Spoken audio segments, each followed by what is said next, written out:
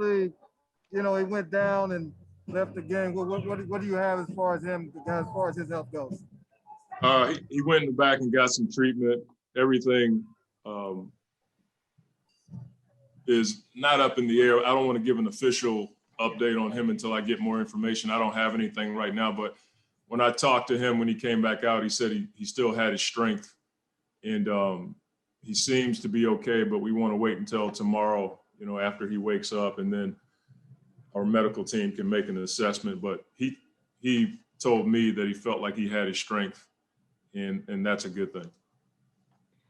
Next is Gerald Brigay with Fansided, and then Kellen Olson. Coach, Lakers defense had done a pretty good job on Booker as far as his shooting, but tonight he came out and he had one of those big first quarters we've seen from him. Just what was working for him early on in this game to help get you guys off on such a good start? Well, I think our whole team defense helped our offense to be able to get stops, and the way we played as far as force, executing the game plan allowed for our offense to play in flow. We didn't call a ton of plays, if any, in the first quarter. We were able to just get out and run. And, Book was hitting shots, and when he's got it going from every level, he can be hard to stop. Next up is going to be Kellen Olson with Arizona Sports. Hey, Monty, you guys almost went the entire first half without a turnover. It just felt like that crisp transition from defense to offense was clicking all night. Just your thoughts on the fluidity of your guys' play in that opening first half. Yeah, we had 4 for the game, and I think we got 2 early in the third. So, taking care of the ball against the number 1 defense in the league is huge. And, like I said, when we can get stops and take care of the ball, it gives us a chance to be efficient. But our guard play, and Jay on the backside does a really good job of transferring the ball and making plays on the second side. So, it's one of those efforts that you want to bottle up.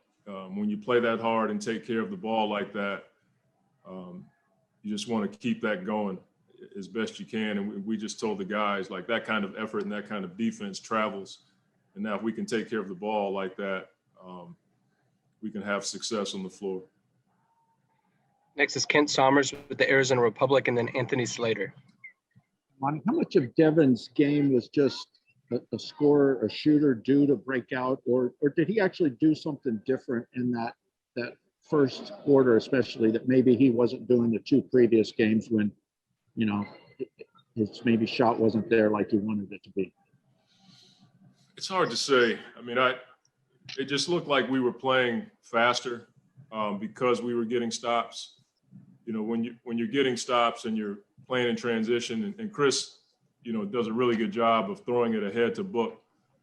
When you're playing that way with his speed, like, you don't see a lot of big guards like Book that have the speed that he has, and his footwork is sound, so he's able to stop on the dime and get to his spots and raise up and knock down shots. But he was getting to the basket.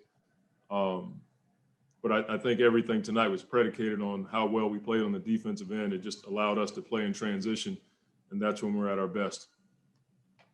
Next is Anthony Slater with The Athletic, followed by Nick King. Yeah, Monty, this has been kind of, a lower scoring series, compared to some of the others across the league. How big is it when you get, like a 14 burst points from Payne when he did, and just, a bench performance like that? Yeah, I mean, that's been his role for us all year long. His ability to get out and score the ball. He and Chris are 2 different types of point guards. Chris can score, but Chris tends to settle us down and facilitate a bit more. Cam is an attacker, a scorer who can pass. So when he gives us that offensive punch off the bench, it allows for Book and Mikal, DA. You have to play him, and it keeps the defense honest when you have your backup point guard come off the bench and score like that. So there's no letdown when he's scoring like that, and that's something that we value. Next is Nick King with Channel 3, Channel 5, and then Gina Mizell. Monty, we've talked plenty about your guys' general playoff inexperience. What do you tell these guys about what a closeout game is like in the playoffs? We're going to talk about that tomorrow. We understand who we're playing against. I mean, they're the defending champs. We're going back to their place. We got to be solid when we go back there. And closeout games are really hard. And so our guys understand that. Chris and Jay have been in these situations. We'll lean on their experience, different experiences that I've had, Willie Green, all of our coaches who've been in that situation. But we got to just play the same way. You know, we've, you know, whether it's a closeout game or game one, our job is to go out and play with the force and the defense and share the ball and not think about anything else but the next right thing. And, you know, you can't get to the closeout game or the closeout moment until you take care of first things first. And for us, that's just getting ready tomorrow.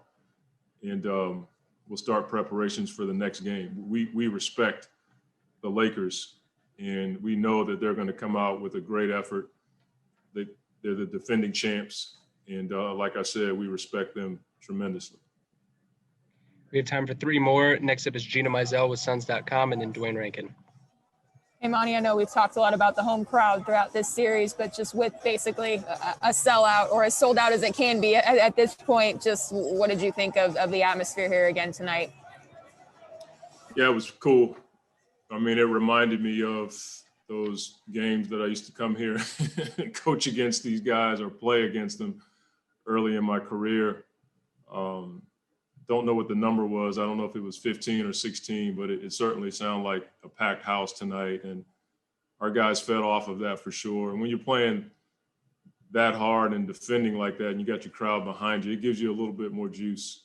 And so I'm grateful for the fans that came out tonight. And I can't reiterate, I'm grateful for the safety that we have here in this arena. Our fans cheer for us, but they also cheer for us with a great deal of respect. And based on what's going on around the league, I don't take that for granted. I'm glad this is a special place to play, but it's also a place where the opposing team knows they can be safe. And that's a credit to our fans.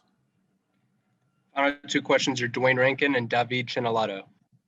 Yeah, Coach, obviously you guys have played as a unit all year. When you see Chris go down, but knowing that Payne, the way he's been playing in the postseason, how much does that give you confidence that if Chris is limited, that you know that Cam has been playing at a high level? Yeah, I mean, we've talked about it. Thankfully, we haven't had to go that route. I don't want to make too many statements about that, but, you know, we're confident in Cam's ability. But we're grateful that, you know, Chris seems like he's okay, but we're going to wait until tomorrow to give an official update. Final question is David Chinalato from Italy. Hey, Coach, congrats for the win. Looking at this game and how you guys have been playing in this series, which is the thing you're most proud of? I mean, there's not one thing. I mean, I think you're always proud of any team that plays hard as we play. You're pretty proud of that. We play hard every single night. That's not something I take for granted. We have great buy-in from our players. The culture we have is something that we're proud of. And, you know, I'm just grateful to have a job. I mean, that's how I look at it. You know, I'm one of 30 coaches, and I don't take that for granted. So just grateful for what we get to do, grateful for the players that